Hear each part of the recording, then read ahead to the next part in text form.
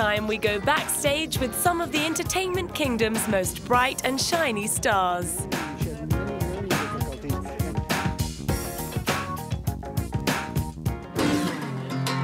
This comedian-singer credits himself with inventing something called inward singing. I am like a Sagittarius, a centaur, where my top of my body is like a human, and my bottom chunks is a horse. And the horse's ass is the music, the human is the acting. And if you chopped off my horse body, whoosh, I wouldn't exist. Perhaps that explains Jack Black's inability to stop horsing around, even when he's not on set. Especially if he's hanging out with Tenacious D mate Carl Gass. Well, I think it's not really for us to decide. It's clear that my bum has a more round shape, but if you prefer a soggy Flapperton, then Cage is your man. I've been currently doing over 1,000 butt crunches per day. You should have thought of that before the poster shoot. The pint-sized Joker was born to two satellite engineers in Culver City, California. He showed great aptitude for acting in high school and got his break in films when Tim Robbins cast him in Bob Roberts. He's gone on to become a core member of the so-called Frat Pack, a gang of 30-something funny men headed by Ben Stiller that includes stars like Owen Wilson, Vince Vaughn and Will Ferrell.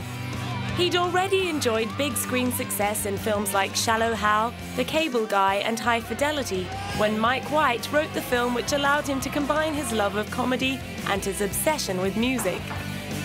Apparently White came up with the idea for School of Rock after living next door to Jack, who would frequently run naked through the halls while blasting out rock music. After starring in the film, Jack threw a challenge down to the other multi-skillers. Look, I'm not going to talk crap about people that want to play music and act, because that's what I've done my whole career, you know? More power to them. More power to them. But they better not bring the weak sauce, because they're going to be roasted, just like every other stinky musician. Even worse. Keanu. But then he could afford to be cocky. He'd been nominated for a Golden Globe. Look at those people. Did you know who else is nominated? Jack Nicholson, Bill Murray, some other dudes. A lot of kick-ass dudes. So you're gonna kick their ass this year? I don't think so. If I win, that means I'm better than them though, right? Right. He may not have carried off the Golden Globe, but that didn't put him off music. Throughout his acting career, he and Carl Gass had been beavering away with their rock band Tenacious D. Jack has described the band as an antidote to the masculinity of rock. Their self-titled debut album reached the lofty heights of the Billboard 200's Top 30, and their second album, The Pick of Destiny, was followed up by a film of the same name. Tenacious D is a real band. We got together in '94. We rocked for years. You seem a little defensive. No, I just want to. I want to make sure they get the information. There's some people out there that don't think we are real. That's right. People think we're the monkeys or something. Well, I got news for you. We're real. Okay? Nobody created us. We're not a TV show. We're not here for your amusement. Well, yes, we are. But take us for real seriously, too. Touch fingertips. Don't look. They worked together as a team, writing all the songs and dialogue, although there were clearly a few differences of opinion. Kyle claimed that they wrote the script first. I couldn't agree less. What's your opinion, John? We wrote the script, and then we wrote the songs to fit the script. Yeah. Kyle just wanted to mix it up. He was so sick of hearing me say that he wanted to change it up and say a new answer. Way to out me. But it's a lie. Whatever came first, it gave Jack the chance to relax and just play himself. Basically like falling off of a log. It's easy, but it hurts. If you're gonna really be yourself, it means you're gonna be a little bit naked in front of the audience. They're gonna see the real you. Are you ready to make that commitment? Do you have the courage? We do.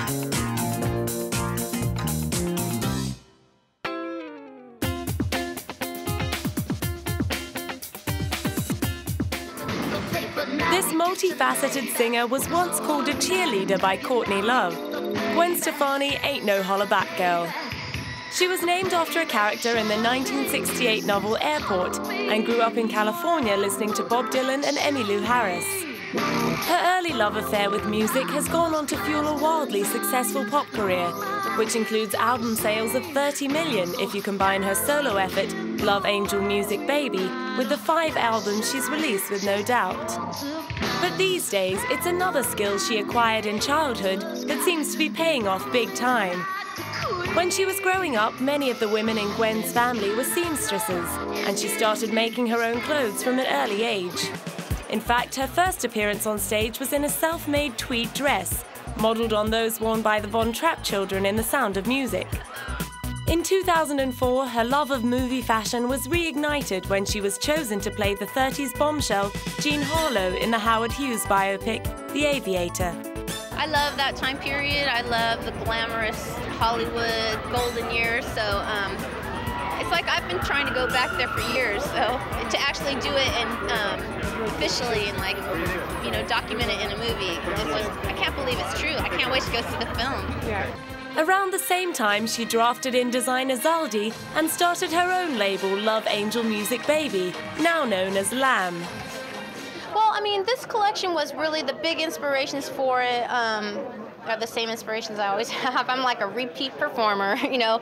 It's always going to be a little bit of the Orange County, Anaheim Chola girl, a little bit of the Rasta girl, and then a little bit of that whole, I don't know, Sound of Music kind of English girl. And I think that we had this big theme that was like Great Gatsby, you know, kind of 1920s drop waist. And I just think that it's so sexy when you have all this covered up and then you turn around and there's just nothing there. You know, it's just like, yeah, you think I look good now, wait till I turn around. You know, I just think it's nasty, so.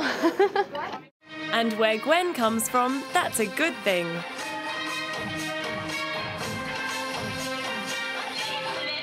I'm really late in the fashion game here. I mean, I've made clothes my whole life. I've been at TJNY, at Joann Fabrics, and, you know, outlet stores finding, you know, crap fabric and trying to make costumes and all that stuff. But on this level, you know, it's a whole other game. And so someone like Zaldi, who's so talented, I just feel really, really, like, blessed that I have him.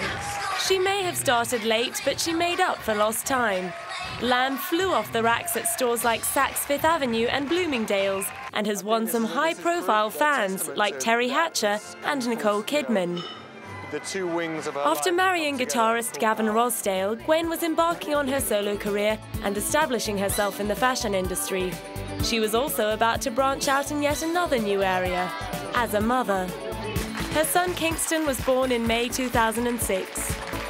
In December, Gwen gave birth to her latest venture, a new fragrance to add to her fashion and accessories brand. Perfume house Coty was only too happy to collaborate.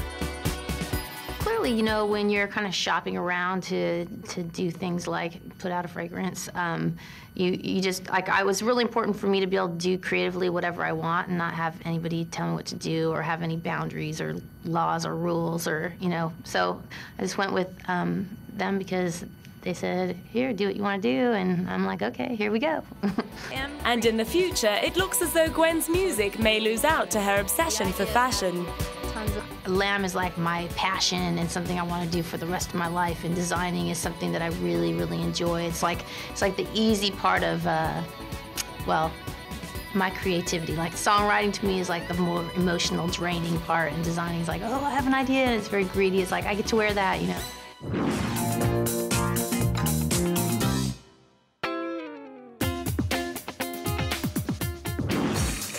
When he moved to America in the late 60s, he was dubbed the Austrian Oak. These days, Arnold Schwarzenegger is more commonly known as the Governator, the nickname blending his current role as the Governor of California with his most famous big-screen role as the Terminator. In fact, after being handed control of the nation's richest state in 2003, his speech could have come from a movie. And I have heard your voice. I have heard your voices loud and clear. We have tough choices ahead. The first choice that we must make is the one that will determine our success. Shall we rebuild our state together? Or shall we fight amongst ourselves? Well, let me tell you something. The answer is clear. For the people to win, politics as usual must lose. Republican Arnie, who had never spent a day in a political office and hardly ever voted, easily won the recall election that saw voters angrily eject Democratic Governor Gray Davis less than 10 months into his second term. But then extraordinary achievement is nothing new for the Austrian farm boy, whose lack of command of the English language certainly didn't get in the way of a hugely successful film career. By the mid-70s, he'd won an unprecedented 6 straight Mr. Olympia titles. To rub salt into competitors' wounds, he popped into the competition 5 years later and carried off the title yet again in 1980. He's remained a figurehead of the sport ever since, with his legacy commemorated in the Arnold Classic. Ever the entrepreneur, he owns a number of gyms and fitness magazines and still presides over numerous contests and awards shows. When I retired from bodybuilding competition in 1975, I said, I retire from competition, but I will continue supporting the sport of bodybuilding. And this is what I've done ever since 1975. Continue supporting the sport of bodybuilding through the Arnold Classic, running the Mr. Olympia competitions, Mr. Universe, having the health conventions and all of those things, working with the Vita magazines and with Muscle and Fitness. I have a great time doing that because I'm such a strong believer that bodybuilding helped me so much in my life. They helped me with discipline and with goal setting and turning my goals into reality and all this. So I always recommend it to every kid, to everyone, to exercise daily and to go and live well with good nutrition, food supplements and all of those things. So I think it is a real great savior for everybody. While he remains a strong advocate of bodybuilding, one doctor was brave enough to say that Arnie's confessed early steroid use in the sport was to blame for his dodgy heart. He underwent open heart surgery in 1996 to replace an aortic valve with a homograft valve, but claimed his condition was genetic and that he had not touched anabolic steroids since they became illegal in 1990. It wasn't the end of his medical issues. The mad keen biker had survived 3 motorcycle crashes. In 2006, despite being an expert skier, he tripped over a ski pole on an easy run and had to undergo a 90-minute operation to wire his broken leg together. And no matter what anybody thinks of his acting or politics, no one can question his commitment to anything he sets his mind to. On a visit to the troops in Iraq to promote Terminator 3 back in 2003, he was already sounding like a politician. This is really wild driving around here. It's like, the poverty. And you see there's no money, disastrous financially. Then there's a leadership vacuum, pretty much like in California right now. I want to thank you from the bottom of my heart, and I want to thank you from everyone in the United States, everyone that I ran into. He won the election by 1.3 million votes on the promise of balancing the budget and providing accessible after-school care. His early reforms brought him a great deal of success before a rocky patch which saw many of his proposals defeated. With Republican fortunes flagging, he still managed to get re-elected in November 2006 with a margin of well over 1 million votes. And he's been very vocal in his support of environmental issues. But not everybody is bowled over by the Governator. I was picturing Conan, I saw Kindergarten Cop.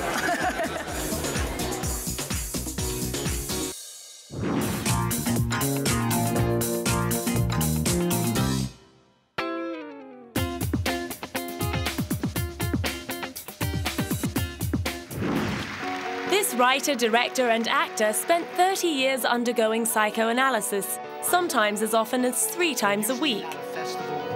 Saving most of his verbal outpourings for his therapist's couch, Woody Allen is not known for being talkative in public. But during his visit to the Venice Film Festival in 2003, he also took a pop at the soon-to-be-elected Governator. As far as Arnold Schwarzenegger's candidacy goes, he's an extremely likable person, extremely nice and likable person. California has many problems, and, it's hard to imagine that not having any political background and not having any experience that he would be able to make a big difference there. But, you know, you never know. Used to sending up the foibles of the Jewish community, while he was on the subject of politics, he spoke up about the plight of Israel. What happened in Israel over the years was that it started off as such a wonderful, wonderful country, and then it was so badly persecuted, it was not welcomed into the area. Instead of any charity shown to it after all the suffering the people had gone through, it was further persecuted and unwelcome, and relentlessly badgered and relentlessly fought, and finally it forced the country to it polarized the country, and it responded sometimes very correctly and other times not very correctly, and the situation got worse and worse. And what you had after a while was both sides not really behaving very well. Once he'd started airing his opinions, he wouldn't shut up. Next, he was off to France, where he lent his vocal support to a promotional video to end US animosity towards the French over their opposition to the war in Iraq. He urged the two countries to kiss and make up. I will not have to refer to my French fried potatoes as freedom fries, and I don't have to freedom kiss my wife when what I really want to do is French kiss her. So let's pull together now. The image of Woody kissing his wife Sun-Yi might not have been to everyone's taste, given the fact that she is the 33-year-old adopted daughter of his long-term girlfriend Mia Farrow. Mia and Woody split in 1992 after she found nude photos Woody had taken of Sun-Yi. Woody admitted to having a relationship with Sun-Yi but denied her charges of molesting another of her children, Dylan. Woody was later acquitted but lost custody of their son Satchel, who was later renamed Seamus. Since marrying Sun-Yi, he has gone on to adopt 2 more children. Now in his 70s, he hasn't lost his eye for pretty young women. Capturing his imagination these days is Scarlett Johansson, who starred in 3 of his most recent films. I wouldn't call her my muse, no. She's just a fabulous actress and a wonderful person and a pleasure to work with. So, I'm thrilled that she's happy working with me. And the two quite obviously enjoy a special rapport. Oh, it's brilliant. She's a major movie star and she deserves to be, Yes, she's great. She's one of my best pupils, and she's a you would never know that she was learning disabled. When she was a young girl, she had enormous problems. She had a big learning. She had many learning difficulties, and she's overcome them all. She's managed to overcome them. I was just telling about your learning disabilities. She's managed to overcome them, and she's gone on to have a wonderful career. It's fantastic. But then, despite being no oil painting, he's never had any trouble charming women. Before Mia Farrow, he had a relationship with Diane Keaton, and until recently, he's always got the girls in his films. Perhaps women are just suckers for a guy with weird habits. I'm neurotic in a more benign way. I mean, I have a lot of neurotic habits. I don't like to go in elevators. I don't go through tunnels. I like the drain and the shower to be in the corner and not in the middle. These things don't hurt anybody else, but they are neurotic. And I cut my banana into 7 slices every morning before I put it in my cereal. And these are neurotic traits. But they're benign neurotic traits. I mean, the character in the movie had quite serious neurotic traits.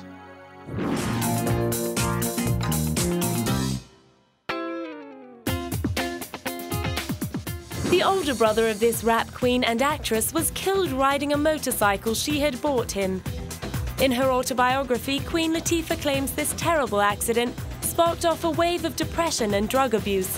And in 1996, she was arrested possessing marijuana and a handgun. Since then, the only way has been up for the girl from Newark, New Jersey, who started her career beatboxing for the rap group Ladies Fresh in the 80s. As well as being nominated for an Oscar and becoming the first hip-hop artist to be granted a star on the Hollywood Walk of Fame, she's transformed herself into a role model. Making sure wherever I present myself to the world, I look right. And that's my girl, Julie Baker now. Walking down the street means hope. It means inspiration. One of the reasons for me to be here is to inspire other young women, young African-American women, young wannabe rappers or wannabe actors or wannabe entrepreneurs or full-figured sexy women or, you know, anyone who sees me, I hope they see me there and feel inspired and feel like if I could do it, they could do it. Queen Latifah truly walks the talk. As well as remaining chairwoman of the Lancelot H. Owen Scholarship Foundation that she set up in memory of her brother, she's taken it upon herself to become a spokesperson for fuller-figure women. In 2005, she hosted a free concert in her hometown to kick off the Curvation Project Confidence Awards in collaboration with a lingerie company. And we're doing that through the Project Confidence, which you'll get a chance to celebrate women who've been instrumental in your life and making you feel confident about yourself. And we can all kind of share in that power together and be inspired. The national awards encourage larger women to nominate someone who has been instrumental in boosting their confidence. Another component of Project Confidence is Curvation Nation. We're trying to develop an online community of people who are inspired to be confident through education, information, telling us stories, sharing each other's stories, and empowering each other. So you can just log on to the website and join the Curvation Nation. I'm one, you know, come on. She was born plain old Dana Owens, and after winning a Grammy for her third album, Black Rain, made a leap into acting. Her first big job on the TV sitcom Living Single widened her appeal. She went on to star in such films as The Bone Collector, Set It Off, and Bringing Down the House, co-starring Steve Martin and Eugene Levy, who taught her a great lesson about comedy. It was a lot of fun. That's what I came in and learned. I learned that I love to do comedies, you know, especially with talented people that I got to work with. But it was her turn as soulful prison matron Mama Morton in 2002's Chicago that earned her a Supporting Actress Oscar nomination and made her a household name. But the fact that she can pick and choose her scripts hasn't turned Latifah into a diva. As host of the recent People's Choice Awards, she was happy to muck in. Today we're rolling out the red carpet for the 2007 People's Choice Awards, and we're gonna have a good time tomorrow, so I'm here to do it myself. I know, not used to this manual labor quite in this particular way. I've never rolled a carpet out before. This will be a first in my career, but you know, who better to do it? Rather, it was just the latest in a long line of firsts for the singer-actress, who has also developed her own line of cosmetics for women of color and is a spokesperson for Pizza Hut. And in her most recent big screen role in the musical remake of John Waters' classic Hairspray, she gets to combine her performing talents with her pet social message. Yeah, tolerance is very important, but the celebration of diversity is just as important, if not more important, because we are different, and we should be different. We were created that way.